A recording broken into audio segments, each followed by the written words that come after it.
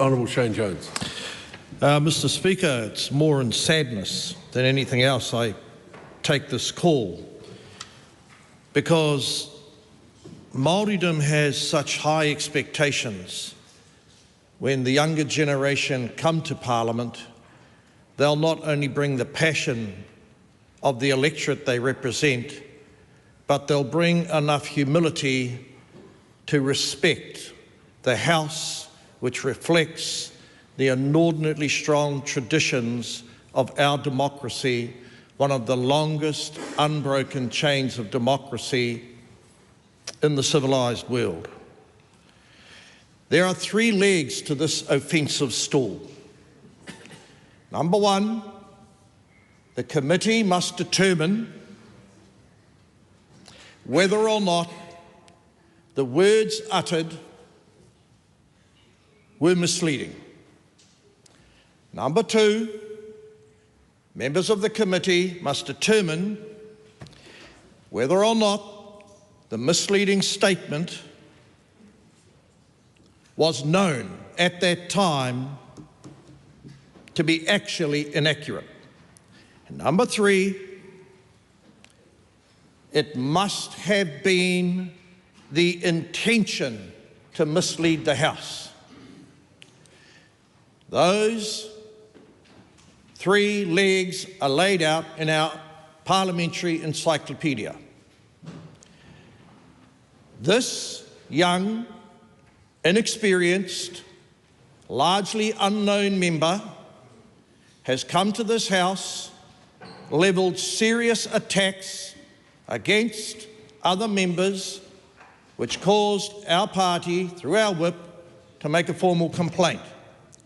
These decisions are not taken lightly, but sadly the complaint cannot deal with the deeper virus.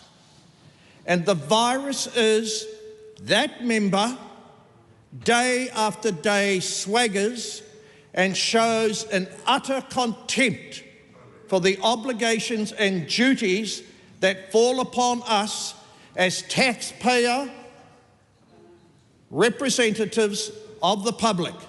Look no further than the surreptitious manner of the politician, of that politician's apology. An attempt not to offer the apology in both languages. And I'm saddened by that, Mr Speaker. I know that Te Reo Māori is one of our official languages. I know the member is allowed to use Te Reo. The people, however, who deserve the apology on the basis of a finding of contempt, they ought to have heard that apology in both languages of the treaty.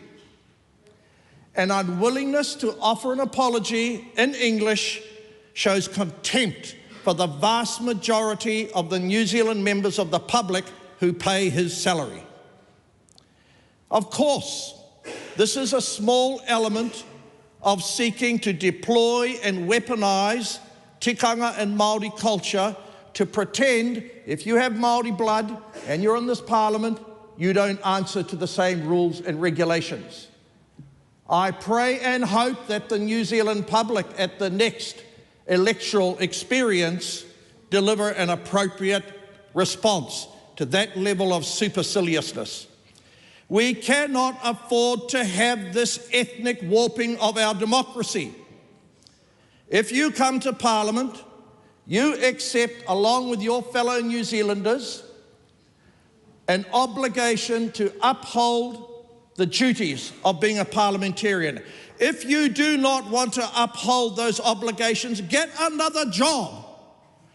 Don't come and deprecate, don't come and take for granted, and do not trivialise the inordinate privilege that many other Māori members of the iwi community, of the Taitonga community, have sought to achieve the status of being here to replace such people as Eruera Tirikatene, such people as Patterson from Ngaitahu in the 1800s, such people as the All Black Tutakawa Wiley, Do you really think that they would have thought there was any honour in giggling, trivialising, demonising this Parliament through that display of not only committing an act of contempt, but accusing my leader, Winston Peters, and others of being liars?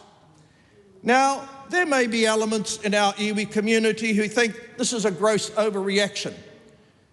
This is not an overreaction. This is a level of the obligation that sits upon everyone. Because when we are here as parliamentarians, Mr. Speaker, we have an indivisible duty. And it's about time, and this report actually affirms the importance of not splitting rules to suit people who enjoy a different ethnicity. Yes, he did make an apology in Te Reo. I've been speaking Te Reo since that guy was born. And I would have had no hesitation in offering an apology with humility to every single New Zealander who I have treated with contempt, and I take for granted the money they pay every day for the handsome salary we enjoy as public servants. No, this member beats to a drum where he believes he's impervious. He's beyond any of this criticism because he's blessed with some pure non-Muggles Māori blood. Shame on you for bringing your own people into disrepute. Shame on your leaders for not insisting you show whakaiti, you show humility.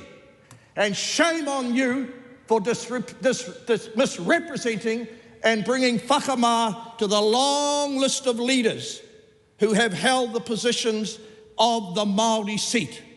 There is no honour in this arrogant, no honour in this childish, no honour in this contemptuous display of disregard for what it means to be a parliamentarian. And I'm very proud to stand and give this speech and to stand with the architects of this report.